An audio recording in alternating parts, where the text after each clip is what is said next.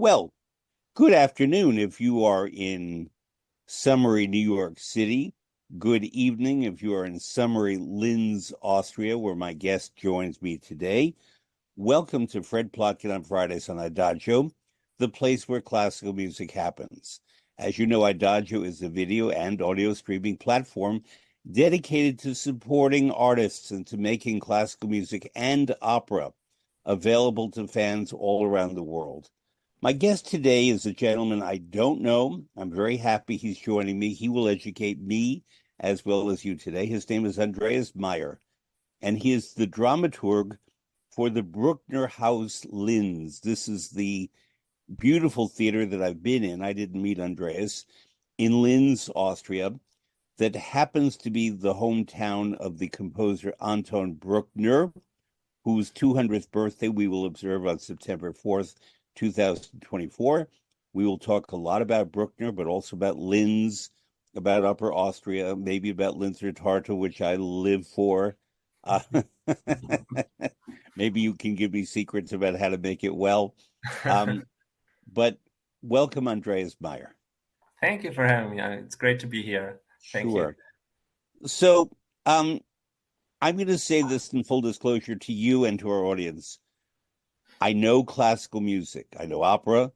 Of all the great, famous, revered, beloved composers, the one I know the least about is Anton Bruckner. You can ask me details about almost all of the great ones, and I can tell you all kinds of eccentric stuff, as well as lists their great works and their life biographies and so on. Anton Bruckner, whose music I've certainly heard, is the composer that I know the least. I'm not judging him. I just don't know him very well. And in preparation for this conversation today with Andreas, I've read up a lot about Bruckner. I've listened to a lot of the music. And Andreas, I still don't know him. And yeah, why is that? I think that's the whole point of him, because I would totally agree with you.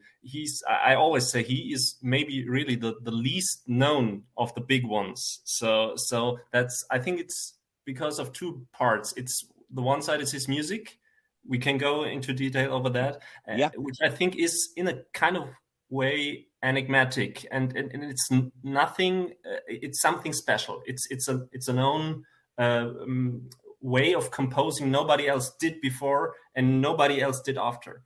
And the second part is he was not a man who was good with words. He didn't write. A few days ago I was in Vienna and going through the Doblinger music store and checking for books and scores. And there was this new Schumann letter book which came out. It's, I don't know, it's volume number 17, and it was like this big. And it was just Schumann's letter to this one person. Yeah. And if you look at Bruckner's letters, it's just 2 volumes, and it's like this. So he wrote. He didn't write. He didn't have books. One pupil of his, Friedrich Klose, also a composer, he wrote in his memoirs that when he was in Bruckner's apartment in Vienna and studied there, he found 3 books: the Bible, one just cheap story he didn't remember, and one about stories about the emperor. So he had 2 more books than Donald Trump has. Yeah, that's because Donald Trump does not have a Bible. Yeah. Anyway. Yeah, and I think that's a big part of it, that there's not so much to dive into other than the music. So and that's also a big challenge for us with our Bruckner Fest every year, because there are composers, you can do like lectures about them, and you can do anything. And of course, if you have a Mozart festival, you have like 700 pieces and 20 operas you can do. And we have 9 symphonies, 11 if you stretch it, and then a few vocal works, and it's quite. Yeah, it's not that much, and I would totally agree. He's really one of the few composers I really I have moments where I don't get it. I have moments where I think this is the greatest thing ever written, and then I can totally understand also the people in his time like Johannes Brahms, who said, "What's this?" I'm I'm trying to. He was trying to do everything, Brahms, in his music, and he was trying to get the Baroque and the classical parts in his music. And then Bruckner comes, and he must have heard that, and he thinks, okay, this guy goes dee da dee da do dee da dee da do dee da dee da do dee da dee da do, and he, what's that? So yeah, I totally agree. Well, this brings two questions right away. The first one is, how did you become a Bruckner man? I'm assuming you are. And what led you to him? And then we're going to ask you eventually, what is it about his music and perhaps his life, but just his music, let's say, Yeah. that captures you, that inspires you? I have to admit that I wasn't that much familiar. I knew all the symphonies from hearing and studying. I studied conducting, and you do the music, but it was not until 2018 when I got to Linz, when I got to the Brucknerhaus, and I knew I got the job in Linz at the Brucknerhaus, and the next day the first time I bought Marek Janowski Orchestre La Suisse Romande, all the 9 symphonies. I went home and I listened through all of them because I know now I have to go in there. So I wasn't that familiar or specialized before. Mm-hmm. And after What that, was your specialty? I was much more, or I would say it's really the maybe earlier German romantic period. I love Schumann, Schubert. That's really Beethoven, of course, and really. And if you go further, it's one of my absolute favorites is Ben Britten Yep. or this kind of music. I was never a fan of the really big stuff like the Strauss, Wagner, Verdi, and also Bruckner, of course. Berlioz, how do you feel about Berlioz? In between, maybe in between. Okay, Berlioz is also quite an important figure for Bruckner. Also, I know that. yeah. That's why I asked you. Yeah, and then I started to go deeper, and it was really, like I said, it's still, and it was much more that back then that I had moments when I thought that's not how you write music, because sometimes when you're not in the mood, or if the music doesn't catch you, it can feel like someone's just copy pasting sometimes, because you work really motives and Yep. yeah, and but if you catch it, then it's I think it's really it's a whole world which does not exist outside of Bruckner. I don't know if you know that there's a famous, I don't know how it's in English, but of Nicolas Anoncourt, who said he's like a star from outside who fell down to the earth and Mm-hmm. exploded, and that's Bruckner. There's nothing around it that's linked to it. Of course, Like an that's not. asteroid. Yeah, asteroid. Yes, Yeah, yes, yes. yeah. But that's not true historically. Of course, he had his idols and he had his teachers, and he was deeply rooted in the Upper Austrian tradition. Mm-hmm. But I think that's in a way that's true, because I think it's very interesting that he didn't have any people that followed him. So if you look at the great composers, you can always say, oh, this is a school, or these are composers they built up on Brahms or on Wagner. But we had Brucknerfest in 2022, which dealt with Bruckner and the modern music. And it's Mm-hmm. there are interesting aspects, but it's not obvious. It's really not Yeah. obvious. You don't have many composers you can specifically tie to Bruckner. Yeah. So my second question, this applies to Bruckner, but to everyone. When I teach music, which I do constantly, and people ask me questions all the time, and I have to have answers. And if I don't know the facts, I then go and study. I don't ever make something up. I will go and study and then come back and give my answer. But one thing that I have been divided my opinion about for my whole working life is whether it's important to know the biography of a composer or whether it's just important to know his or her music and receive it as music. And because there are composers who famously are considered wonderful, if difficult, people like Giuseppe Verdi. And then there are composers like Wagner who are considered very difficult, but very brilliant and controversial and so forth. And Berlioz could be said of that. I think most composers don't have a perfect reputation because their lives are so complicated. Mozart, charming though he was a gambler and Yeah, was not responsible with money and could have done certain things differently. And yet we love his music. Almost everyone does.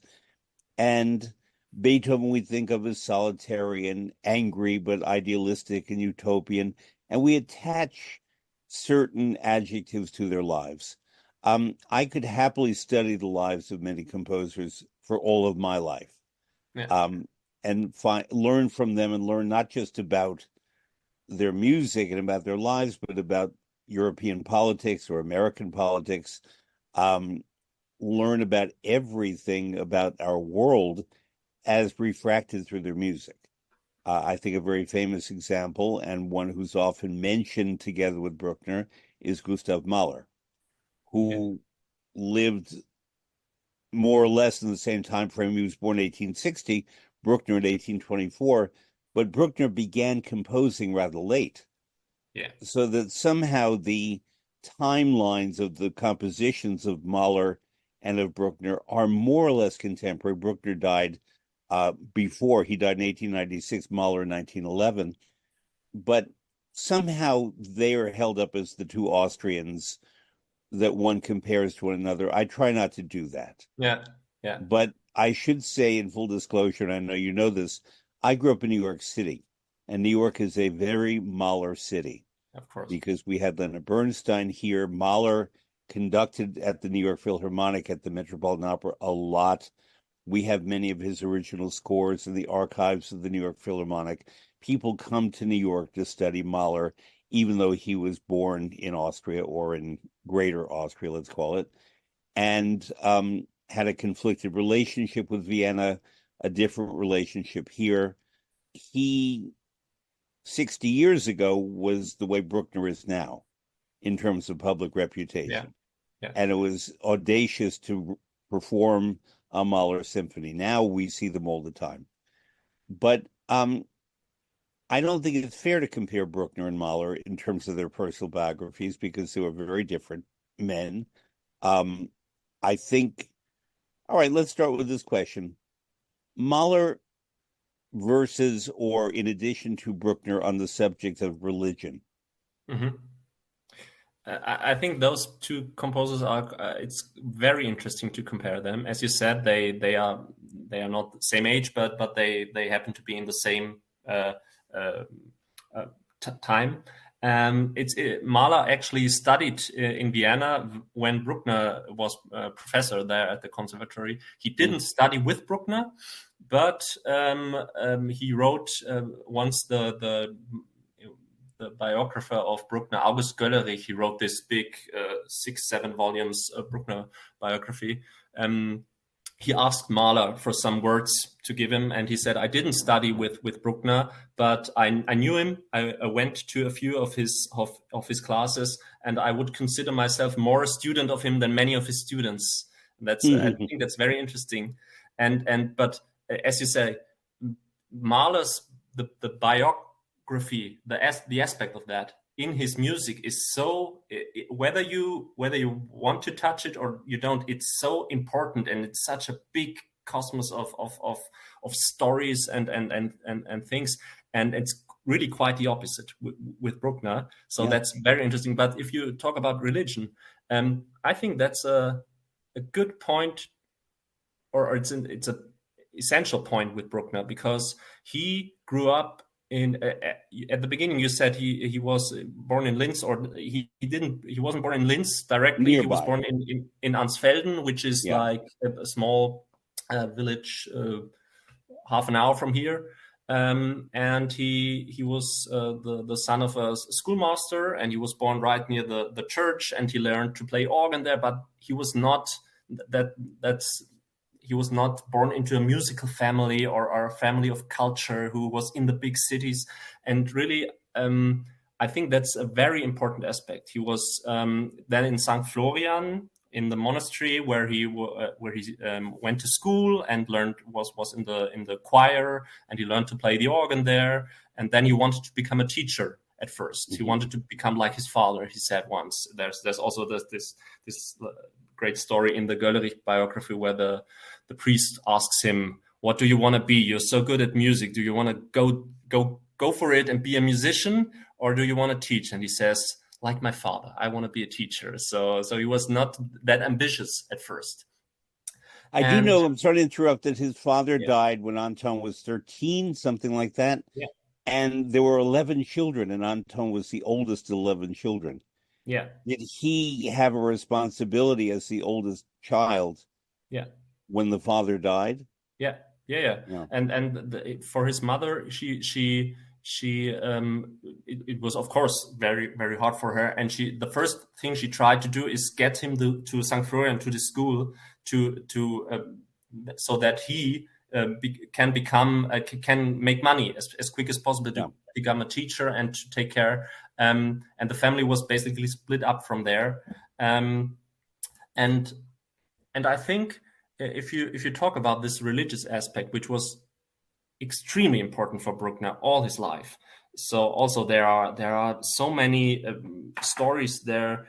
Also, one is quite unique. Friedrich Klose also tells in his book, he was once studying with Bruckner on this table in his room, and he remembers that the table is completely black because of the ink. And he was studying, and Bruckner was telling him something. He said, "Yeah, you have to do it." And then suddenly, in the middle of the sentence, Bruckner stopped talking, and he was like he was frozen.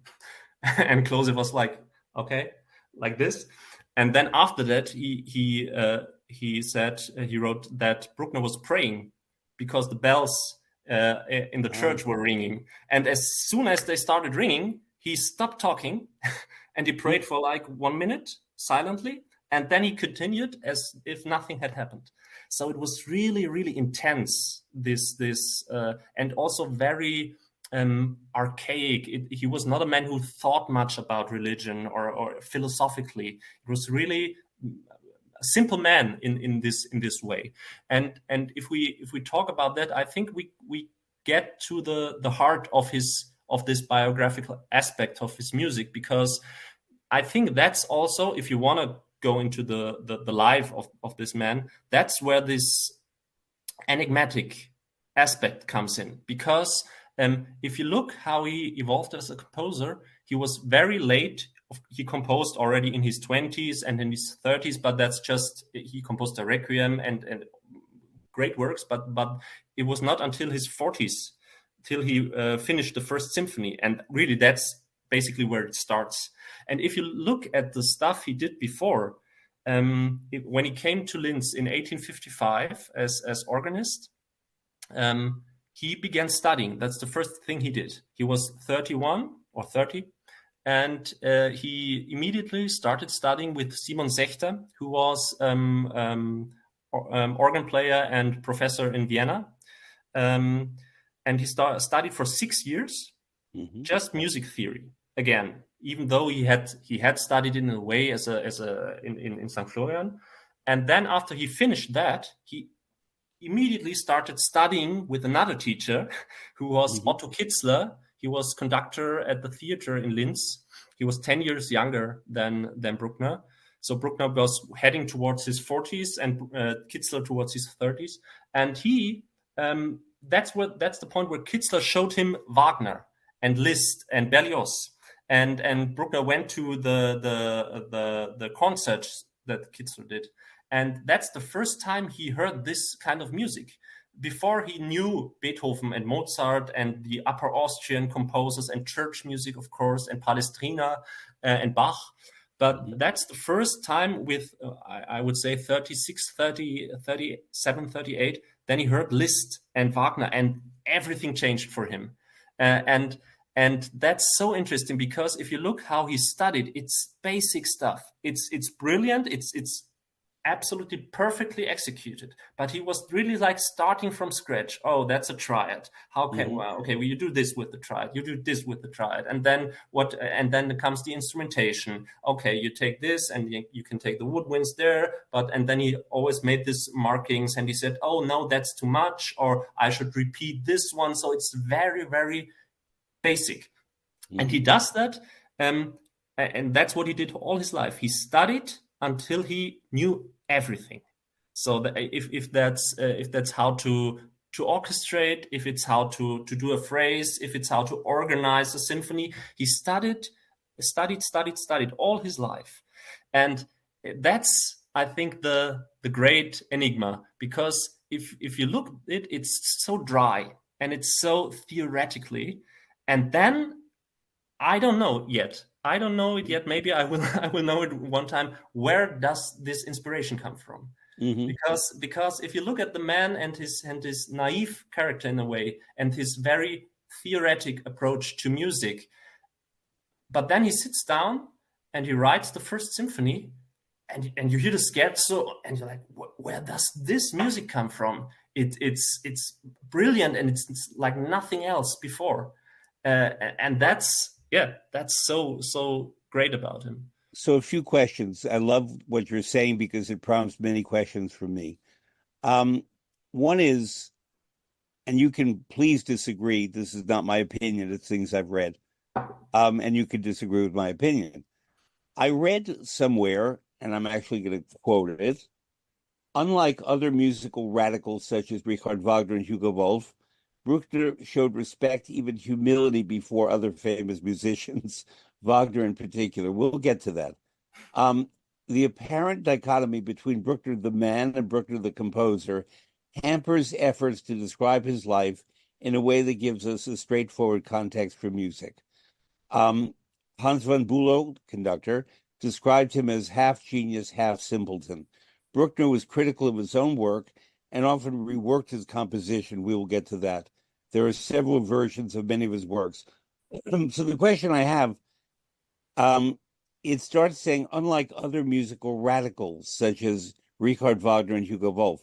Number one, I don't know if I would call Hugo Wolf a radical, but number two, I would not think of Bruckner as a radical.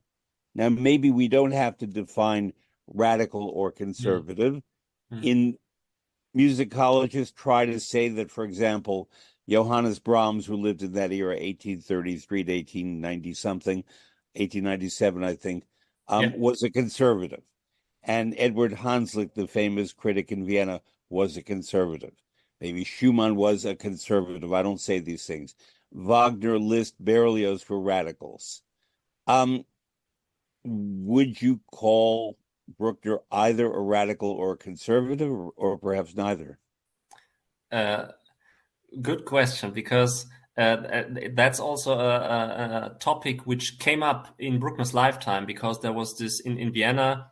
There was this really big, if you look at the newspapers and the letters from that time, there was this big topic of the progressive radical composers, the Wagnerianer, or they called him the Zukunftsmusiker, the futurists. Music of the future, yeah. Yes. With Wagner and Liszt and so on. And then were the conservative people, the Brahminen, the Brahms people, and they were like fighting. And of course, Hanslick, people like that. It was not so much the composers who did that, but the media did that. Yeah. And it's interesting that Bruckner, in this debate, was basically drawn in the direction of the futurists. And they said, because he was such a huge admirer of Wagner, and his music was so, the harmonic aspect of it was so new, and going towards this Wagner direction, and the form was basically, it's the traditional symphony sonata form, but it was in these dimensions, it was never heard before. So I I would not say he's a radical composer. I would say he's really both. Basically, it's a Sui generis. He's yeah, unto yeah. himself. Yeah. Yeah, we have. I think it's a good example. We have for the Bruckner 24 year now. This year, his 200th birthday. We have this logo for all the Bruckner 200th birthday events here, and it's a silhouette of his head, double headed.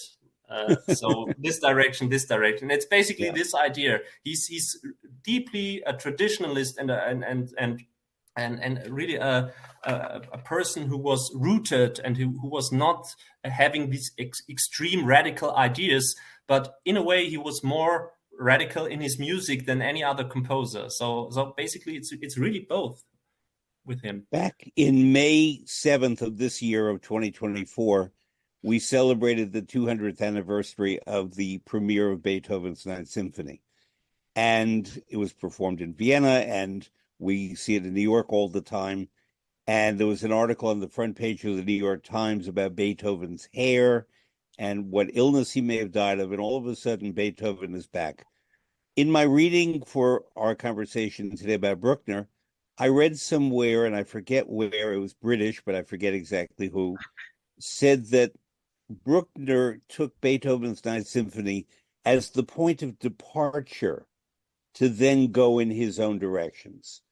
And that it's not that he was copying Beethoven. It's as if Beethoven had done what he had done. Schubert, more or less at the same time, had done what he had done. And then Bruckner was going beyond that as, let's call it, an Austrian, Beethoven was German, but an Austrian symphonist, to be the next one, even though Bruckner took 30 plus years to do that. Does that make sense to you, or is it just a stupid critic? Yeah. There's a letter, I don't remember to whom, by Bruckner, where I don't remember, but he writes that he's so proud because he read somewhere that Wagner had called him the foremost symphonist after Beethoven. So that was very, very important to him. The relationship Wagner Bruckner is a known topic, but and we'll get to that. Yeah, okay. Yeah. So I think he didn't study, I would say, Beethoven's symphonies more than other works. He studied Mozart, especially the Requiem. He studied Bach. He studied Palestrina.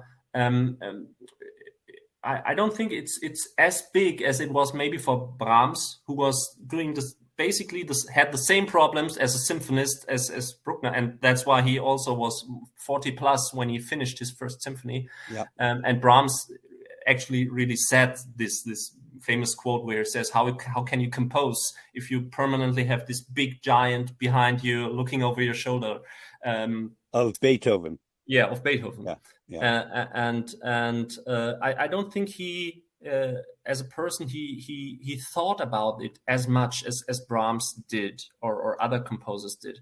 But of course, this was the big that's all over the music books of these times, where the people say, okay, Schubert has done great stuff after Beethoven in terms of symphony. Schumann has gone in a new direction, but nobody. It's really like the ninth of Beethoven. It didn't get better. They all agreed on that. So it was, of course, a big thing. And as I said, Bruckner was all the time aware of that and was very proud when somebody called him, "You're the new one." So as Wagner, of course, said it because he didn't fear of not being the great Wagner, because he didn't write symphonies. He wrote one, but that was not his main issue. So I think that's fair to say. So this brings the question to me I hadn't thought about until this moment. Schumann was also alive and writing symphonies at that time. He wrote 4. I can tell you that 2 of my favorite conductors, Claudio Abbado and Leonard Bernstein, revered Schumann, so much so that they were both studying Schumann at the time of their deaths. And Abbado was buried with a Schumann score.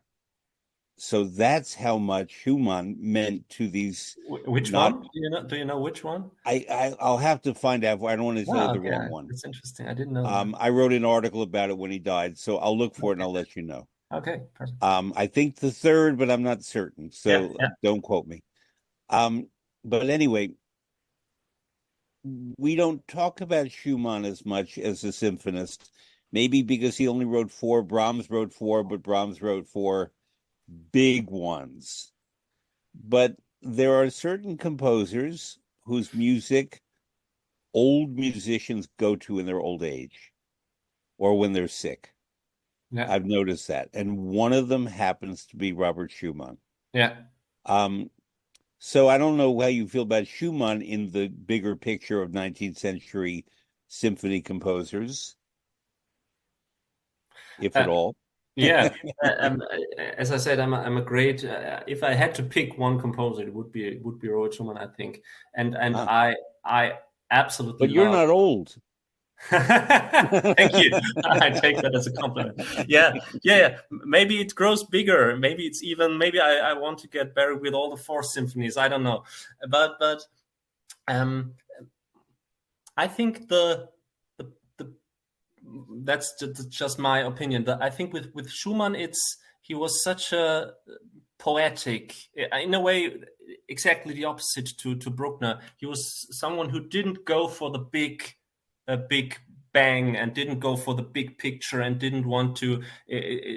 That's why he had so much problems with his opera Genoveva. I Yeah. love that opera, but I can totally understand that people say it doesn't work on stage because it's not music that you hear and you, wow, that's great, that's such there's so much action in there.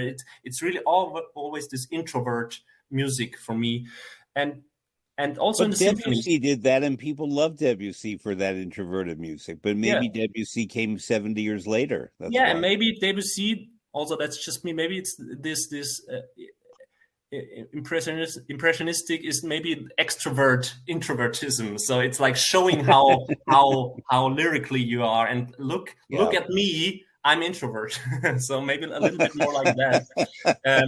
So and I think Schumann, maybe that's one reason, because if you when people are older, they take more time, or they have this sensibility to reach for these smaller parts of the, and that's also in Schumann's symphony, I would say.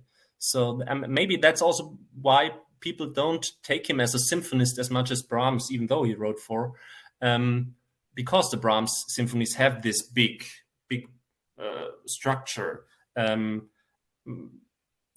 and in a way, it's really the opposite, I think, to Bruckner, because Schumann was really someone who had, with every work, there are so many aspects surrounding the works he did, and there are so many aspects you can go into, aside of the music. I had a few days ago, I was in a concert, recital with piano and violin, and great concert, the Brahms sonata and Lutosławski, and then as an encore they played the intermezzo from Schumann for the FAE sonata he wrote Mhm. for with Brahms, and I was struck by it. That's something only Schumann can do with me. So that Yeah. there's something he which rings, which is more than, and maybe that's this part of Schumann people are attracted to, I think. I think also anyone who knows music at all knows at least the outline of the biography of the household of Clara Wieck Schumann, Robert Schumann, and the young Johannes Brahms, and perhaps Brahms's infatuation with Clara that we don't think was ever realized, but nonetheless, the feeling was there. Yeah, It was an expression of love of a man for a woman, not a woman who might have been available, let's put it that way. I'm not saying she was, but in Brahms's mind, he could imagine that, and partly because Robert Schumann was so ill, and Clara Schumann ran the household, and Brahms helped, and yeah, there were children by Robert and Clara, and So therefore, Brahms delayed some of his own career to be part of that household. It gave him emotional meaning, I think. Yeah. So we know the story, and whatever we think of it, there's that story. There's not such a story with Anton Bruckner. The Yeah. stories that I've read, we can talk about if you wish or not, but not now. But we think of him as a single man, and we don't identify him as having much of a sentimental life that was concrete that we can describe. He never married. Yeah. But it was not the kind of life of Schubert, who died very young, who may or may not have been gay, and that doesn't matter either, but he was more sociable. Yeah. In Vienna, he was apparently a charming man who was phenomenally mature for a man of 30 years old in understanding the human condition. I was fortunate to work a lot with James Levine, and James Levine once said to me that Schubert will come to me later than some of the other composers, but when he does, it changes everything. And he was right.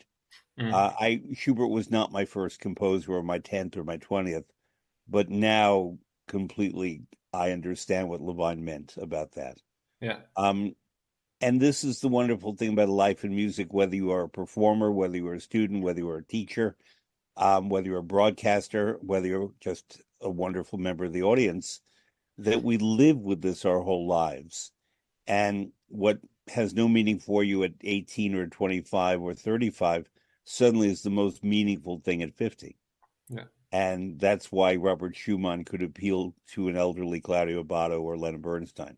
Anyway, Anton Bruckner and Wagner, because I do study Wagner and teach Wagner, that's the one chapter of Bruckner that I know already. Basically, Bruckner wrote his third symphony, correct, as dedicated to Wagner. Yeah. And sent it to Wagner, and there was a brief correspondence with Wagner. Wagner was always too busy trying to raise money and so on, but did give some encouragement, but just a little encouragement to Bruckner. Would you tell the fuller story? Yeah, he did. Actually, he did not send it. He went there. He went to Wagner, to Bayreuth, and he had two symphonies with him, the second and the third, and he wanted to meet Wagner, and Wagner had a little bit of time, and he met him, and for Bruckner it meant everything. So I met him.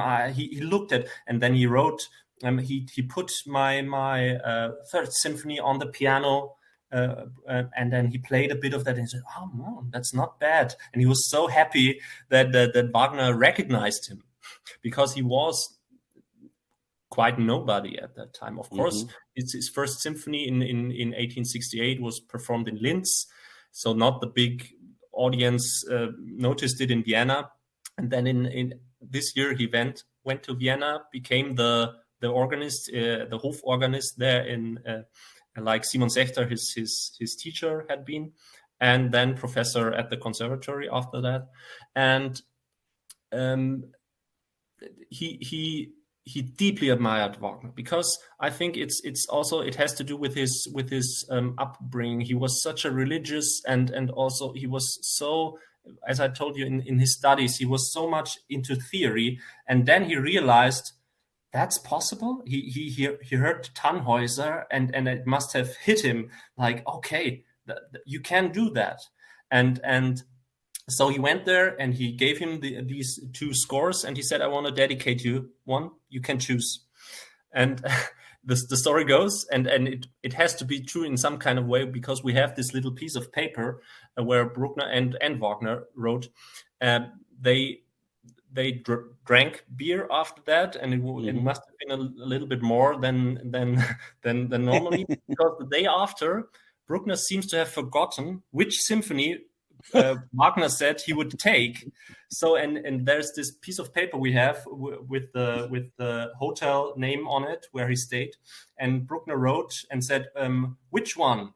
Question mark. And he gave it to someone to go to Wagner before he went off by train, and then the guy came back, and Wagner had written no, sorry, I did that wrong.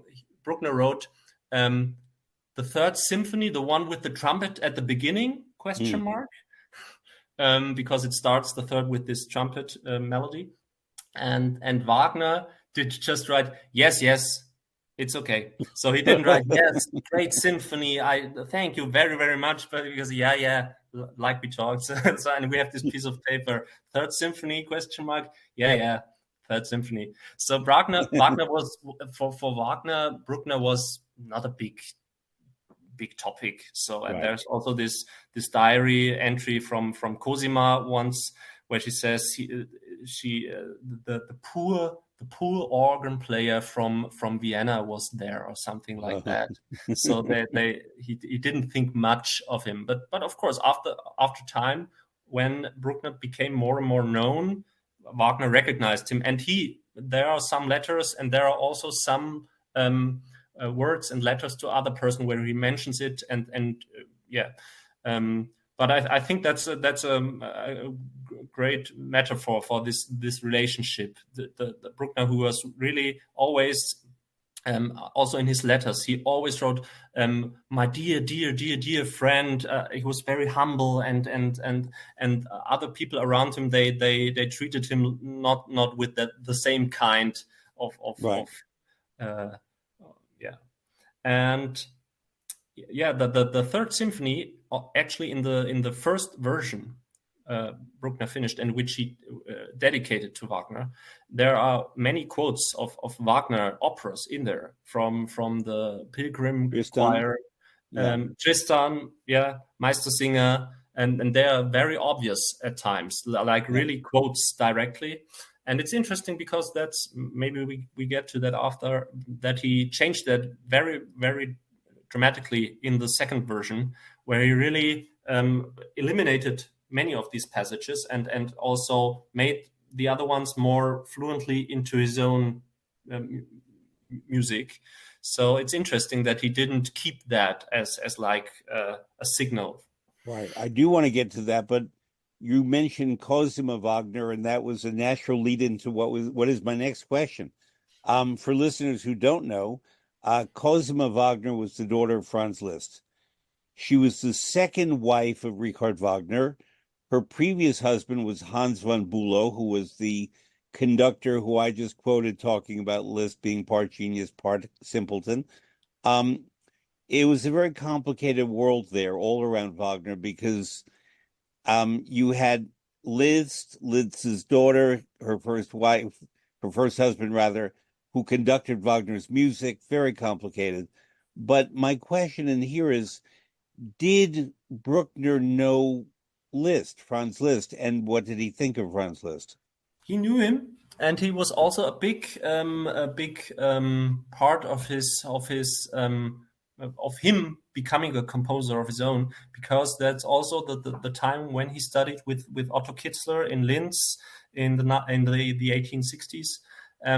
He also got to know Liszt's works, Dante Symphony and Faust Symphony, and that was really, really inspirational for him also. And he actually met with Liszt, and it's very tragic in a way, because, as I said, he wanted to dedicated his third symphony to Wagner, and he wanted to dedicate the second one to Liszt. And there's also this story that he gave it to him, and Liszt was playing a concert in Vienna, and the next day they found the score in his hotel room because he had just forgotten it.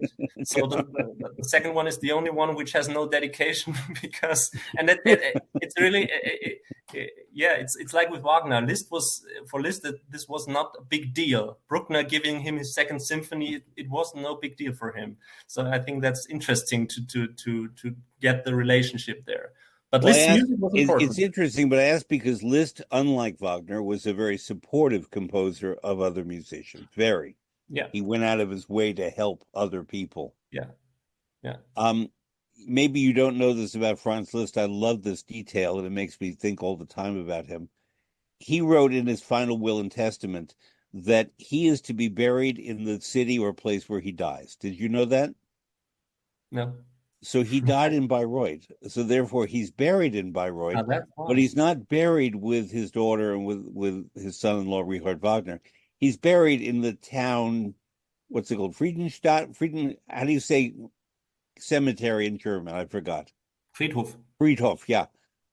He's buried in the town Friedhof in Bayreuth. Mm-hmm. And I don't know of any other person who said, bury me where I die.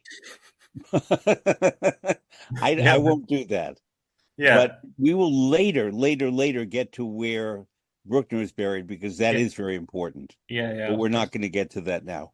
Um, so if Bruckner was a presence in the musical world of Middle Europe in the 19th century, maybe it's time to now talk about the fact that when we say Austria or we say Germany, you know, and I know, and many people do know, but not everyone, that Austria was not the Austria of today, and Germany was not the Germany of today, that these were German speaking lands, that there was the Habsburg Empire, which in 1866 became Austria Hungary, but before that was Austria, Greater Austria, Austria Felix, as they called it in Latin. And part of those lands is what we now call Upper Austria. But Upper Austria is not upper. Am I correct? It's lower. Do I have that right? It, it's kind of upper, so it's like most of these geographical names. It's not exactly in geographical terms upper, but it's like if you look at Vienna, it's like to the left, upside Hmm. to the Yep. left, so it's a little bit upper. You could say it's fair to say it's a little bit upper also. Isn't Vienna, am I wrong, or is Vienna to the right if you Yes, look at the map? Yeah, yes, to yeah, the right, yeah. yeah. And sort of Salzburg and then Munich are to the left. Yes, yes. Yeah, okay, Salzburg is because like you a have a little map bit behind lower, a you. little bit more south to the left, Yeah, and then yeah, yeah. right. What characterizes Upper Austria in terms of culture, agriculture, climate, religion? So, it's also a learning process for me. I'm not from Upper Austria originally, so I'm from Germany, from Nuremberg, this Yeah. area, and I moved to Austria, I think 7 years ago, and Hmm. then to Linz 3 years ago, I think. Are So the I'm Austrians surprised you have a sense of humor? kind of, yes. But Bavaria and Austria are closer than I know. Germany and Austria. So really, considering the way of talking, it's quite Yeah, the same. We have the yeah. same. Um, but I have the feeling that there's there's this sense of tradition and also rural tradition here in Upper Austria, Yeah. also in contrast to Vienna, the big cities, also to Salzburg, which is a little bit more like internationally maybe, and Hmm. and here's this strong sense of tradition also in music. So we have a great and vivid choir. We have many choirs here, and there's this great tradition. Also, the St. Florian Sängerknaben, the boys' choir, Yeah. is right around here. Um, and I got to know Upper Austria and Linz really as like maybe it's a little bit off, but maybe you can link it to Bruckner really, because I think that's also why he's such an important figure here. Because if you look, he was here in Linz. He was born in Ansfelden, and he was in Linz after that, before, but he really lived here from 1855 to 1868. Hmm. 13 years. And then after that, 1868 to 1896 in Vienna. So he was more than double the time in Vienna. But nonetheless, you have the feeling that his music is rooted here, and it's this very special kind of mix. Maybe Hmm. that's it. This mix that also defines Bruckner as a musician, of tradition and this kind of non. You can't quite get your hands on it, but there's some Hmm. kind of futurism Yeah. around combined with that. Yeah, I would describe it like Yeah. that. Um, So what strikes me about Linz, the town of Linz and the area around it, um, I spent a great deal of time in Austria. People speak more softly in Linz than they do in other cities in Austria. I don't know if that's your experience. And that's not a criticism of them. On the contrary, I think it's very interesting. Uh-huh. But when I talk to people in Linz, I have to lean in a bit, and the Uh-huh. conversation is more soft, more Yeah. gentle. And the people have that. The people of Salzburg are famously, I don't want to call them rowdy, but they have a lot more personality, a lot more. Yeah. They say what they feel. The Yeah. Viennese, with their wonderful and contradictory sense of humor, Yeah. much like a New York sense of humor, have this wits about them that is, they love being funny, they love being ironic, they love plays on words, they love their dialect, and they love their food, they love their identity, they love everything about Vienna except the person who disagrees with them, even if that person's Viennese. In my experience in Linz, there's more harmony. There's Yeah. more social harmony, is what I mean. Not perfect, no place is perfect, but that's my experience there. And I tried to discover, because I don't know Bruckner's music well at all, the degree to which that might be embedded in the character of the man that we know as Anton Bruckner.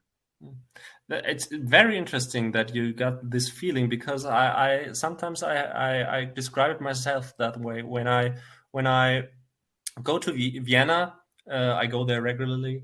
As soon as I get off the train, I have this feeling of it's different. Of course, it's a Well, big city, but I look at the people, and you can't generalize it, but you get this feeling people are extrovert a little bit more. They yes. want to get your attention, or they want to show something. The way they dress, the way they speak a little bit, as you say, maybe louder. I don't know, Yeah. but also And they try to be funny. yeah, they try And to they be have funny. opinions. You go to a taxi cab in Vienna, and the driver will have an opinion right away that he Yeah, will tell you yeah. about. And somebody crosses the street, and another person has the feeling of saying something to them that was too quick or that was too slow, and then they tell it. And there's this, of course, the Viennese accent, which is kind of nasal a little bit more. They Mhm. say "a bitte gewarnt," a little bit this way, whereas the Upper Austrian is a little bit lower, a little bit. Yeah, Yeah. I would say that too. I don't know if you can. Um, if you can generally say that, but the Upper Austrian uh, culture is maybe a little bit slower, a little bit not that much attention seeking, maybe, and maybe Hmm. that's also that's why I said maybe you can link it to Bruckner, as you said it, because I think that's if you want to go to Mahler again, I think Mahler is somebody who wants to grab your attention. He wants to Oh, say. yeah. Also here, Hanukur once said why he didn't conduct Mahler. He said because that's a composer who always says me, me, me, me. So for him, it was somebody who said, "Look at me. I'm standing on this stage and I'm taking my shirt off. I'm Yeah. giving you everything, and look at how glad I am, or look at how sad I am, look how Hmm. depressed I am." And I think it's quite the opposite with Bruckner, even though he composed the big Hmm. symphonies and he composed the big momentum in his music. It's not music that screams at you, and it's not music that goes for you, and maybe that's why he's not that, as we said at the beginning. Maybe that's why he's still unknown to people who know him, because it's music that doesn't it doesn't scream for attention. You have to go in there yourself. You have to go to him. Yeah. What I'm about to ask you is a serious question, even though it may not sound like a serious question. You were talking about Mahler's sense of self, his presentation, his leaving everything on the stage, as an actor would say. Um, we know that Mahler was immersed in the intellectual life of Vienna and New York, but especially Vienna. We know that he was a patient of Dr. Freud. We know that Richard Strauss and Hugo von Hofmannsthal studied Dr. Freud. I don't think they were patients, but they studied, especially Hofmannsthal, the ideas of Freud, and maybe worked in a little bit of Freudian thought into their music and their writing. Mahler, I think one could say, certainly did. Given that the language of psychoanalysis, what we now call the passions of the mind, although obviously psychology existed before Freud, it goes back to ancient Greece, and we see it in all of Shakespeare and so on, in Schiller, everywhere, Beethoven certainly. It was Freud who gave definition to a lot of the phenomena that before we understood in more artistic terms. If Shakespeare would write about to sleep perchance to dream, that's exactly what Freud later wrote about, the interpretation of dreams. But I would guess that what we know about Bruckner, if anything, is that he probably was not open to or subject to the notions of the passions of the mind. And my guess would be because he was a man of such religious faith, unquestioning religious faith, that this is what God wills. Yeah.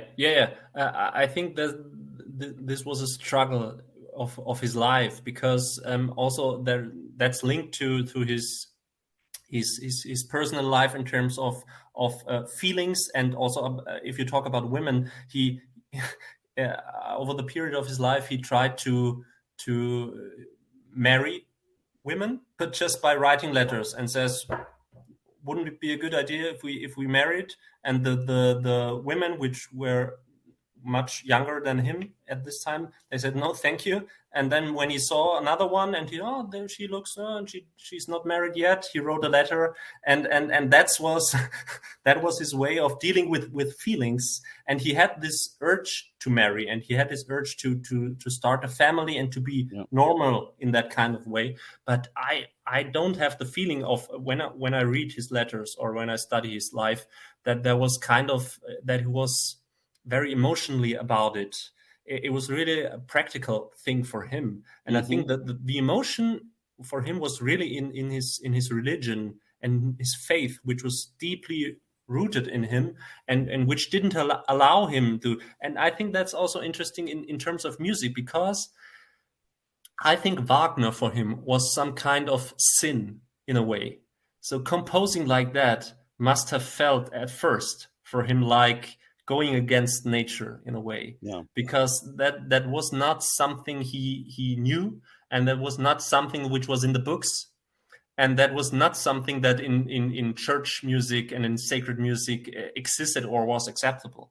And I think that's a very interesting part of his character, and also of his music. That maybe like this psychoanalytical aspect lies somewhere hidden, but it's really like and I hear that in his music, because there are parts which really hit you because they are so maybe radical in a way, and so expressive, and that's one of the points when I first said I have moments when I hear it that it hits me, and I think, wow, what's that? There are moments I think that's so emotionally captivating and so deep, and I can't figure out how this man did this. I can't. It's not in the biography. If you look at Mahler and you see his sketches, he burned most of them. But if you see the sketches from the 10th Symphony or something like that, there are these markings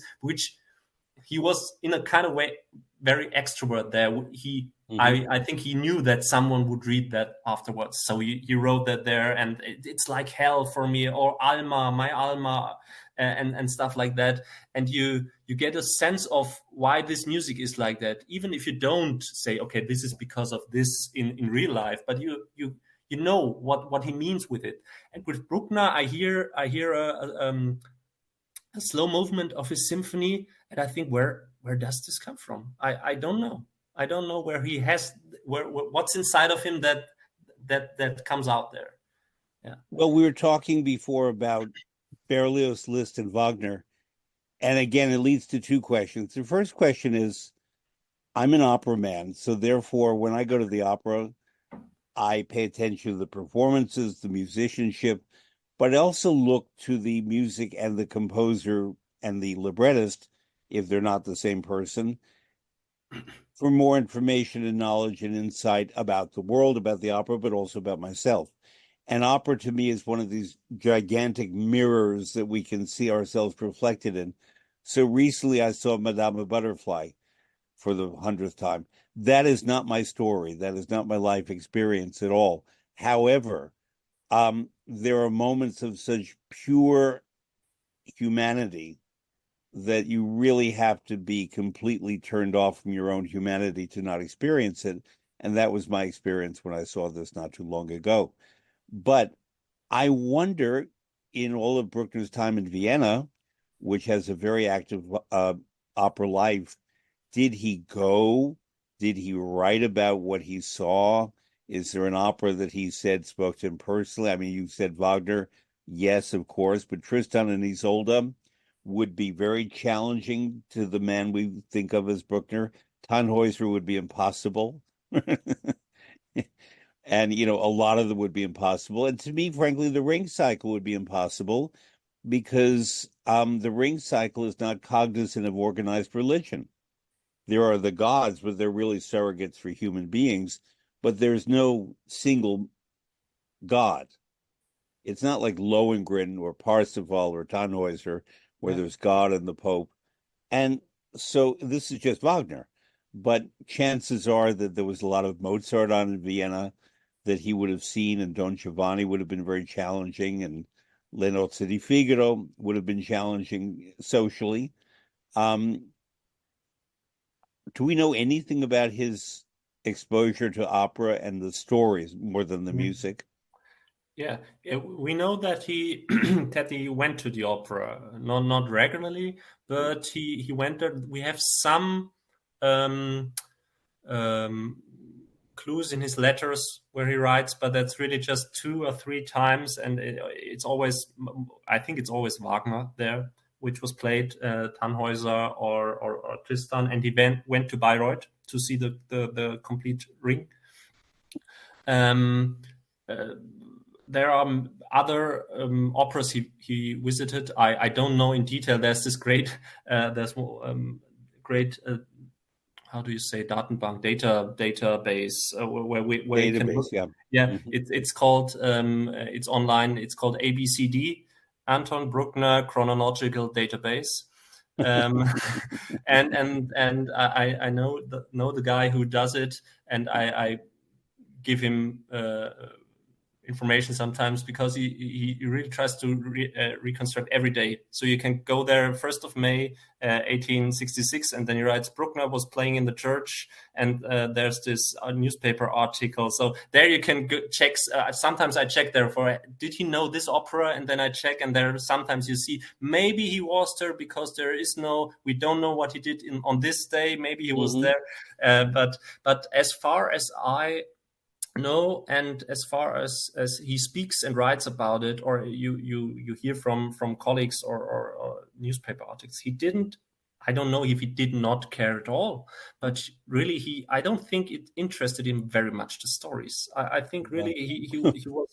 he was sitting there overwhelmed by music, and Mhm. I think if he went to a Wagner opera, it was really like, yeah, I really have the feeling like it's just this physical and emotional experience he had there was like I think it was like uh, really like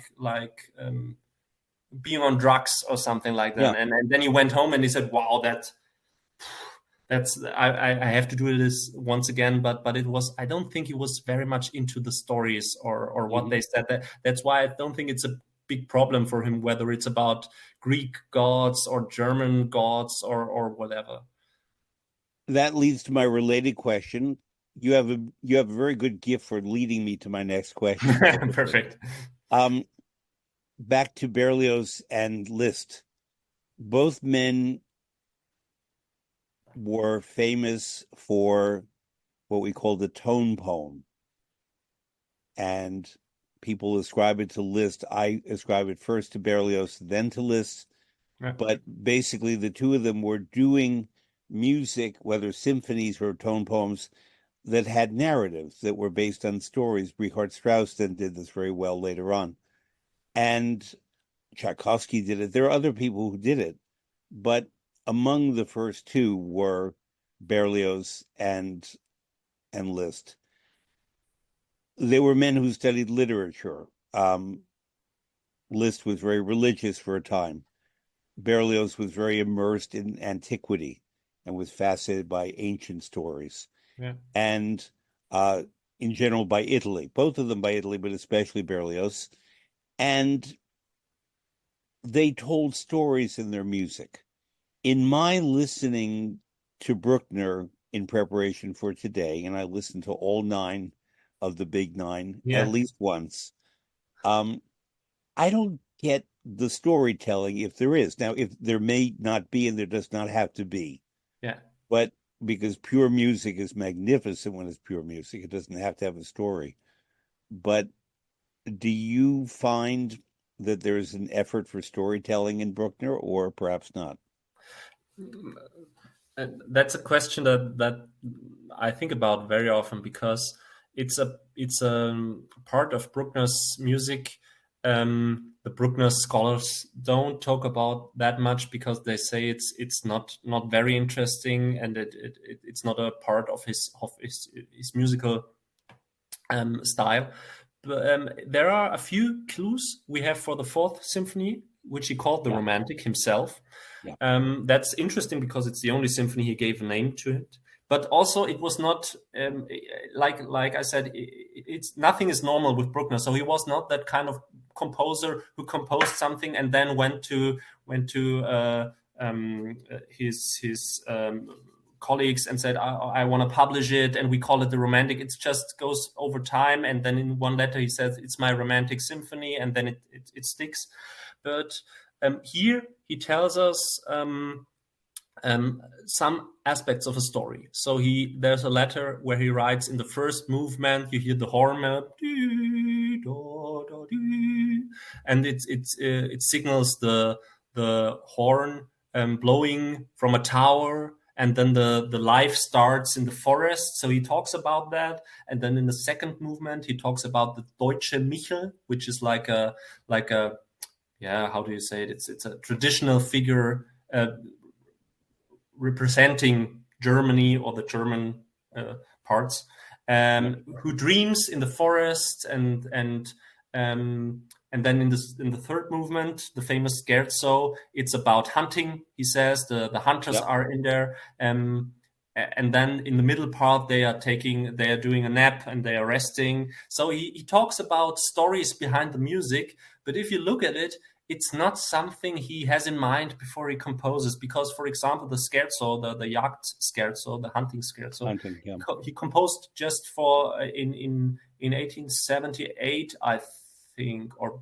between, because in 1874 he finished the symphony and there was a different Scherzo there, and then he recomposed and he composed a whole new Scherzo for that, which is the hunting Scherzo. So that's not a idea before where he says, okay, I'm going from this forest scene to there.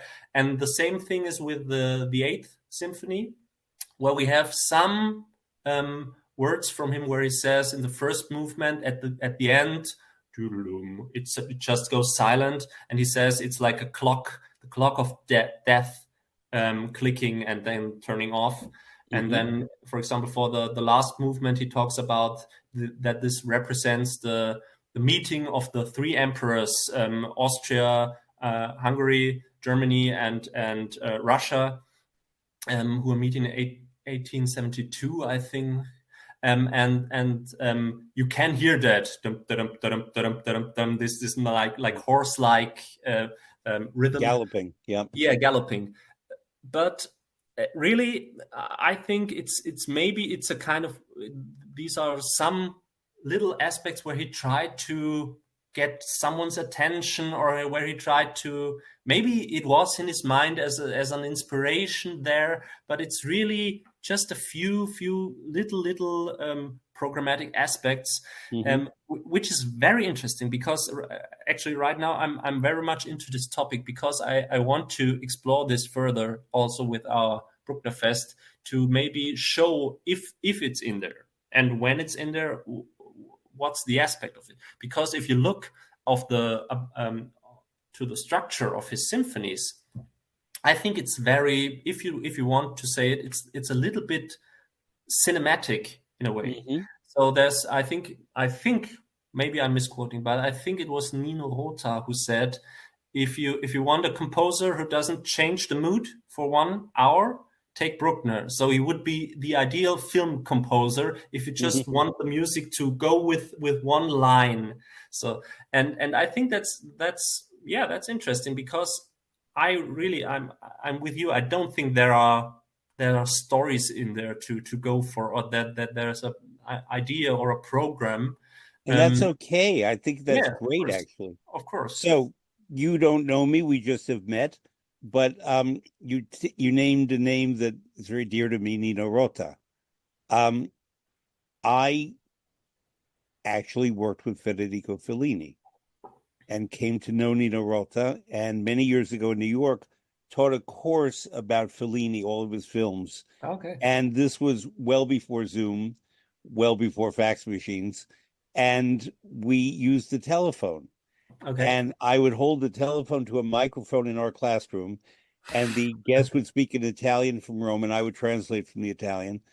And I didn't have Fellini, but I had Giulietta Messina, Marcello Mastroianni, and Anita Ekberg, and Nino Rota. And having met him by telephone then, I then, the next time I was in Italy, went to meet him and got to know him. And a magnificent man he was. And what I loved about Fellini, that Fellini said to me, was that he co-wrote his films with Nino Rota, that he would draw the ideas on cartoons of what the film would be and show the cartoons to Nino Rota and say, this is the story. Hmm. Rota would write the music, and then Fellini would create the film to the music of Nino Rota. So it was like creating an opera. That's great.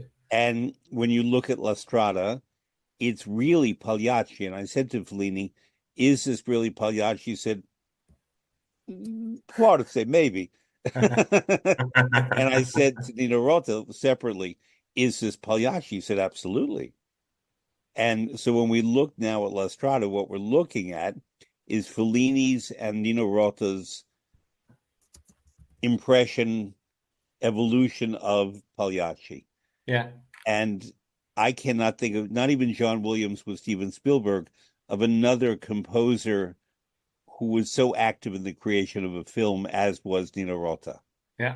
who also wrote his own operas. And I had a conductor on last year named James Fedek, who was a Rota specialist based in Milan, though he's American, and a wonderful subject. So maybe one day at the Brucknerhaus in Linz, you'll do some Nino Rota music because he was great.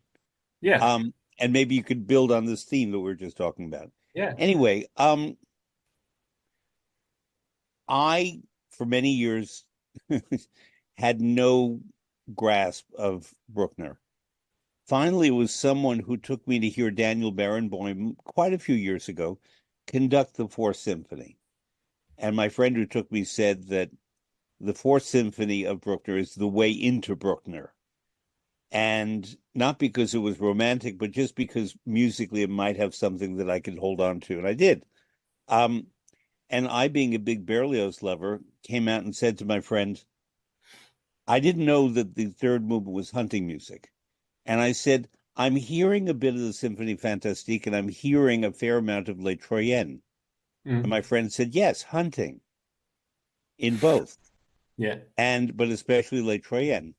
And so again, I'm not saying that Bruckner was influenced or borrowed, but that the musical zeitgeist was such that those notes of Berlioz could be in Bruckner's mind, and Bruckner then took them in a different direction. Now, the big question about the fourth and all the symphonies is, I think Bruckner had a problem in that he kept revising his music, and there's not a definitive version of many of the symphonies. Yeah. And so that this means that there may be 9, but they're really 27 or 30 because they are revised and reinterpreted. Now, when I worked with James Levine, the rule was the last version that a composer did of a work is what we play. Yeah. We don't play Verdi's first Macbeth, for example, or Simone Boccanegra. We play the last version. We do Fidelio the way Beethoven finally left it. There are many other people who say maybe we should study the earlier versions of music. Riccardo Muti sometimes does this, where you want to see the progression, you want to see the original ideas. I love Mussorgsky's Boris Godunov in its original form, as well as in its recreated form. Yeah. Um, Sorry, I have to plug in here. Go plug in. Yes, I don't vanish. So, okay, here again. Okay. And I know that this year's Bruckner Festival, which starts September 4th, with Franz Welser Most and the Cleveland Orchestra playing extracts from Tristan and Isolde by Wagner, and then the Fourth Symphony. So obviously, I'm not the only person who thinks that you begin with the Fourth. But it will be this year, the symphonies will all be the original versions. Am I correct? Yeah. We have all the. We also have later versions. So Franz Welser Most and Cleveland are not playing the first version. They are playing the 1878 version. Okay. But and we also have Christian Tiedemann with Dresden, and he's also not playing the first version. But we have this cycle of Bruckner symphonies, first version, always with orchestras who try to get as close to the original sound, playing on historical instruments, like Concerto Köln or Concertos Musicus Wien, Anima Eterna, etc., etc. So that's, and we do all 11. So the 9 numbered, and then there's a study symphony which he wrote with Otto Kitzler in Linz, and there's the annullierte, how do you say, nullified. It was his second symphony. He wrote it after the first in Vienna, and then at some point he said it's not valid, and he put it back. And sometimes it's called the zeroth, but that's actually not true. Yeah. Do you think he had a superstition about numbers? We know that Mahler said, I cannot write more than 9 because Beethoven only wrote 9. So Das Lied von der Erde is not a symphony, and the Mahler 10th is not complete. Yeah. Derek Cook, I think, tried to complete it, but other composers said we can't go past 9. Dvorak did 9. Shostakovich said, I don't care. I don't care. What's his name in Finland right now? I'm forgetting his name. Leif Segerstam has written something like 300 symphonies. 300, yeah. And he is as complex to me as Bruckner, and many times more complex. Yeah. But I met him once, and I won't say study with him, but I had a chance to immerse with him for a while in a sauna in Finland, and he was taking out scores and handing me scores in the sauna. In the sauna. And he said to me, the 43rd is my best. And I wanted to say, why? Why is the 43rd your best symphony? It's one of the early ones. Yeah. No, by then he had only done about 175 symphonies. Incredible.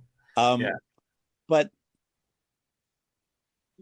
did he do himself, well, the question number 1 about the numbers, but number 2, did he do himself a disservice by all these revisions?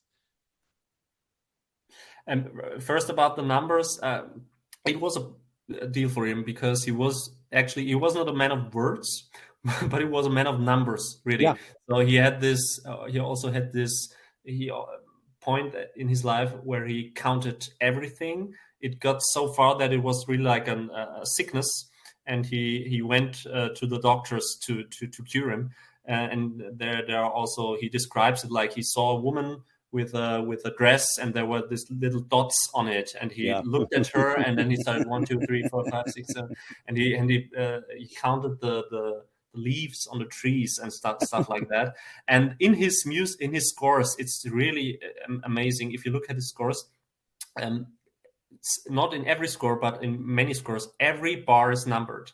So not like 1 and then 10 and then 20. So it's 1, 2, 3, 4, but not all the way through. So it's just in phrases. He does 1, 2, 3, 4, 1, 2, 3, 4, 5, 6, 7, 8, and so on. Every bar of the whole symphony. And that's also an important part in his revisions of the symphony, because in a way, much of it was coming from himself, where he said that's not perfect yet. And that I come back to his, like he just, with his studying, he wants to be perfect. Also, he said that to himself when he studied with Kitzler. He was in his 40s at the end, and he said, people came to him, do you want to compose a piece for our choir or for the church? And he said, I'm not allowed to compose until I finished my studies. That was not something his teacher said. That's something he himself said. So he wanted to be perfect. And I think when he got back to his scores after he finished them and he saw this is not perfect yet, or I know better now, he started working on it again. And a big part of that is also the numbers, because it really is, he describes it in some letters that he went back and he saw that this one phrase is 7 bars. So, and he said, it can't be. It has to be 8. It has to be a number like 4 or 8 or 16. And then he went back and he composed it new so that it works. And it was really, a pathological. Thank you. Aspect. And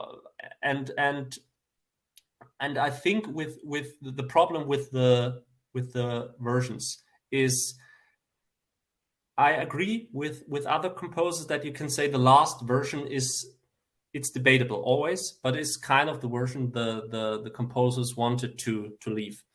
But with Bruckner especially, it's hard, because not only are there 2 versions, sometimes 3 or 4, and also especially later in his life, there are many people who talked to him who said you should do that, you should do also parts where other people got involved and changed stuff. So you can't really tell what's Bruckner or what's his idea at the end, and what was stuff people urged him to do. And he was always, until his death, he was always unsure of himself, whether that's perfect or it's better to do this. So if you try to summarize it, I would say that the earlier versions, especially first, second, also fourth, are a little raw in a way.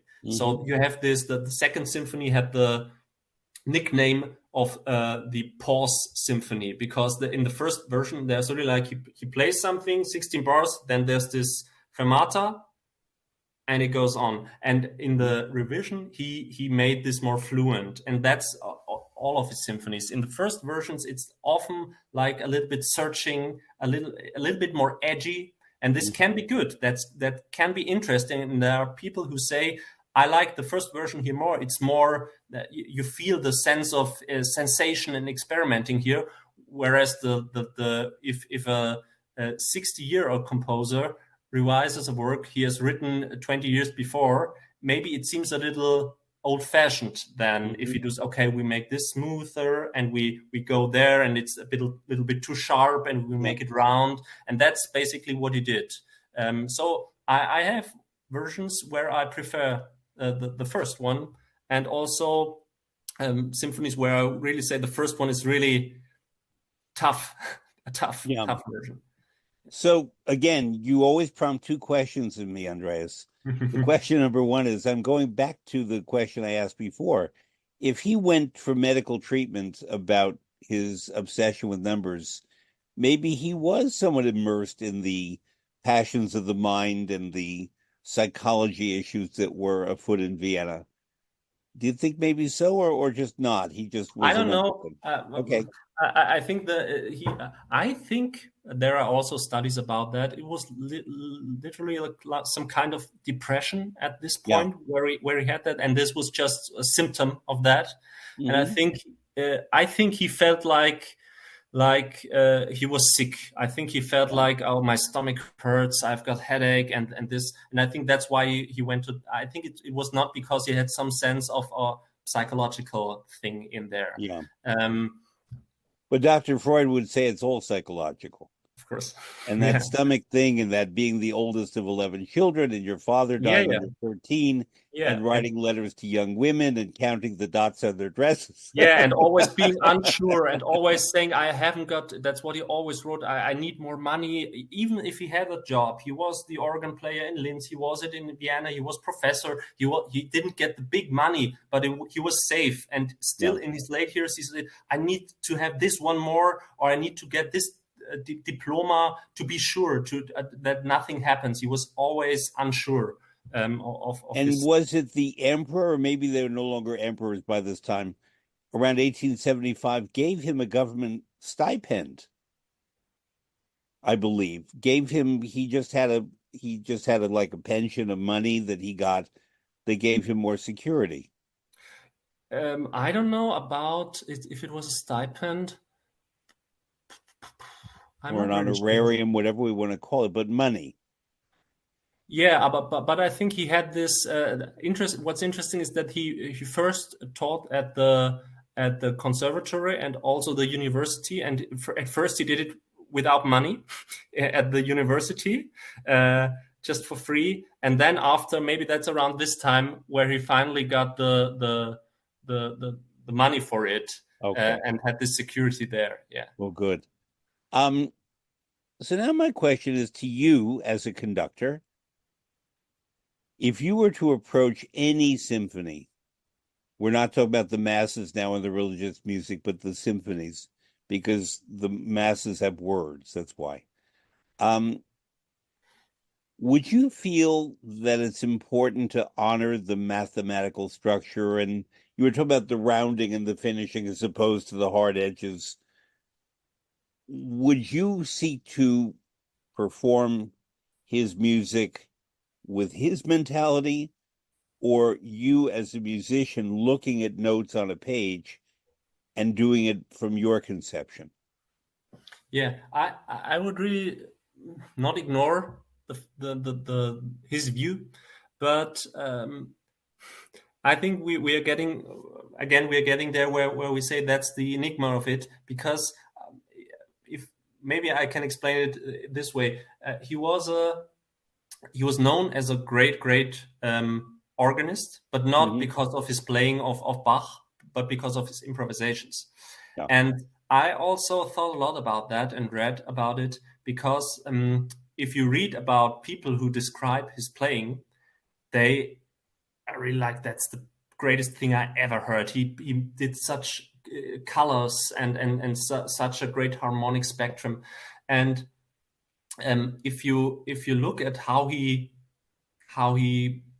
how his view on improvisation was, it was not inspirational. It was not like, I'm like we said, it's not telling a story. It's not like, I'm in the mood, I go there, I go. I think the way he improvised was really from theoretical mastery. I think he was someone who could come up from scratch, who could build something other people would need to sit down and write it down over a few hours. And I think Mm-hmm. he could sit down. That's what people say. He improvised a fugue, and they say you can play on God Save the King, and he improvised. And I think if you look at this, I think in his mind it's very about the numbers. And I think also when he improvised, he did not do free jazz and said, oh, let's go there, that's a wrong note, doesn't care, I just want to build towards there. I think it's really like, okay, 2 and 3 and 4, and now I'm going towards E minor. I think it's like this, and I think he could control it, and I think he had this skill in theory that he really could compose from scratch there. And Yeah. I think if you hear the symphonies, or if you want to conduct the symphonies, it's also really about the sensation that people got from his improvisations were not like, okay, that this was this great structure, but despite this structural thinking, there was something bigger. And I think that's with his symphonies, because as I said, if I have a bad day, if I have a bad Bruckner day, if something like this exists, and I hear it, I hear those structures, and then I'm out. And then I'm really like, okay, it's really like dee da dee da do dee da. Okay, and he repeats that now 6 times more, because then it's 8, and then the new harmony comes, and then I hear that, and then it doesn't work for me. Wow. Yeah.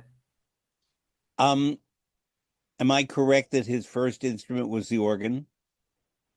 Yeah, he learned the violin also in Ansfelden, but yeah, his father played the organ in church as teacher, and there are these you can read that as a little boy he was climbing up there and sitting next to his father. I think Yeah. that was his first instrument. Yeah. I asked because Verdi, who is my hero, not my favorite composer, though I love him, but he's my hero as a man. His first instrument was the organ. People don't seem to know that. Okay. And so that when you look at his musical development, I think of it in terms of that little organ in the church, where he grew up in Roncole, which is a tiny town, basically his family's house, 2 other houses, and the church, San Michele Arcangelo. And you can see the organ that Verdi learned to play on, and how his little boy hands and legs could not reach, and that he would have to be sort of lowered for his feet and raised for his hands. It's fascinating to think Yeah. that this is where that musical development began, Yeah. before he learned other cello and violin and other instruments, Yeah. piano as well. So we know that the Bruckner Festival is starting September 4th of this year, but you program throughout the year. It's not just a festival in Linz every September, but there's a wonderful theater that opened March 23rd, 1974, if I remember. So we just passed 50 years of that, and it was a big concert. And tell me how you structure a calendar of a year in a city where people expect to hear Bruckner. It's like going to Vienna, I'm sorry, Salzburg, you want to hear Mozart. Yeah. Parma, you want to hear Verdi. Bayreuth, you want to hear Wagner. In Linz, you expect to hear Bruckner, but not only Bruckner. Yeah. Yeah. That's a big challenge, or always, because as I said, even when you play Bruckner, there is not much you have. Mm-hmm. So if we play like this year in the Bruckner Festival in September to October, it starts at 4th of November and ends 11th of October at his death. Starts 4th of September. 4th of September, yes. Yeah. 4th of September, his birthday, and then 11th October, his death day, it ends. And we play this year, we play every symphony, not just once. And you have to ask yourself, okay, what are we going to do next? And we play every mass this year, and we play the whole choir, a cappella works. We sing, let them sing. And we also play his chamber music, which is really just the string quintet. And there's this study work, his quartet.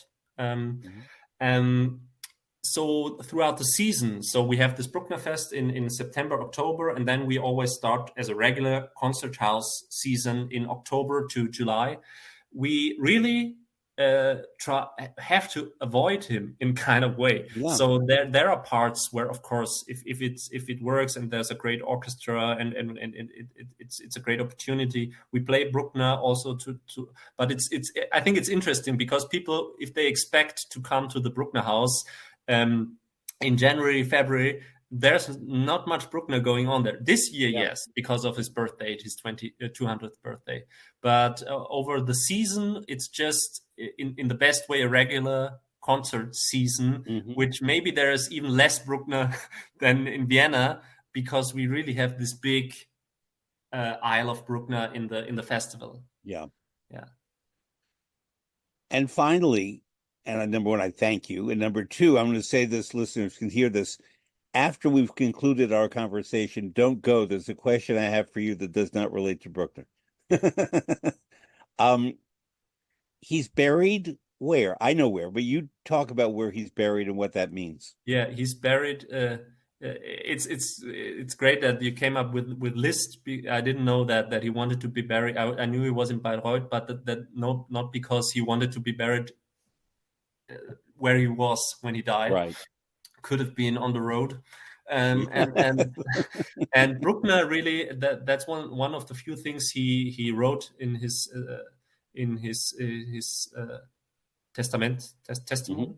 I don't know. His He will, said, yeah, thank you. his will. He Yeah. in St. Florian, where he was as a child in the boys' choir and in the monastery, and where he felt home, and it's close to Ansfelden, where he was born. And he went there in the summers to compose also. And there's the big organ in the basilica in St. Florian, which is named Bruckner organ today. And he wanted to be buried underneath the organ, he said. And that's a strange thing to say. And Yeah. it's also interesting because he was, as we discussed, he was not a man who was a man of big words. And it's not normal that he says, I want this, you have to give me that. But that's the one thing he said, I want this. And Mhm. so if you go there to St. Florian, where we have always the final concert of our Bruckner Fest, it's always in St. Florian on the day of his death. And we play a little requiem concert for him there always. And if you go there, you go to the church. It's really a beautiful church. And then you go underneath the normal church room, and there are this. It's really it's strange. There are piled up skulls Yeah. everywhere, and then in the middle of the room that he lies there. And it's, I don't know the date until it was like that, but it's not that long ago that they closed it totally. But before, there was this little window in there, and you could see him Mhm. actually, which is Yeah. really creepy in kind of way. And there's also this why they did that. There's this I read that somewhere. I don't know if it's totally true, but the one priest there who was very fond of Bruckner, he used to go down there and have a drink and go, my dear little Anton, let's have a drink. And he sat there beneath the next to the death body, and he opened it up, and he made and they said he did this so much that the drink always spilled on the body, so that at one point they said he doesn't look good anymore, I think we have to close it. But yeah, that's a very special experience if you hear his Yeah. music there and you see him buried down there. I think it's a perfect ending of this man's life, to go with this in kind of way extrovert radical Yeah. idea, but also coming from a maybe deeply religious traditional point of his being. Yeah. Hmm. So, Andreas Meier, you have given us a wonderful introduction to Bruckner. You have also given us at Idagio a list of some of your favorite recordings that listeners can find on the show page. Listeners to Idagio can find all of Bruckner that we have on recording on Idagio. And I hope many of you will go to Linz, number one, for the festival this year, September 4th through October 11th, but then throughout the year, because the Brucknerhaus, the theater, is a wonderful theater. We didn't even really talk about that. It's a Yeah. wonderful theater. You have to have Linzer Tarta or Linzer. You say Linzer Tart or Linzer Torta. In America, we say both. Linzer Torte. Linzer Torta. We also Yeah. say Linzer Tart here. Okay. We eat it Fair enough. all the time because New York City had a large Viennese population, and many of our bakeries make it not as good as in Linz, Of course. Yeah, it's but a good. but good enough to Yeah. eat until we get back to Linz. But it's been really wonderful to talk to you. I really appreciate everything you've taught us and your generosity of time and knowledge. And I look forward to meeting you in person, either in Linz or Nuremberg or Vienna, where Yeah. we can laugh. or New York, where we could also laugh. Yeah. Thank you very much. Thank you very much. It was great. Thank you. Good.